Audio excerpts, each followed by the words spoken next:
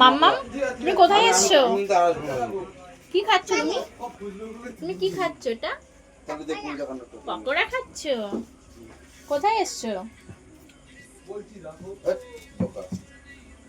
তুমি তো ডাক্তারের কাছে এসেছিলে, তো এখন কোথায় এসছো? পকোড়া খেতে? বাবারে, ভালো লাগছে খেতে? পকোড়া খেতে ভালো লাগছে? পড়ে গেল যা।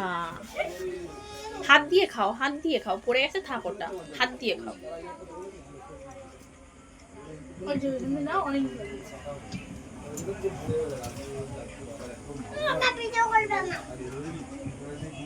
কতটা মাংস নেই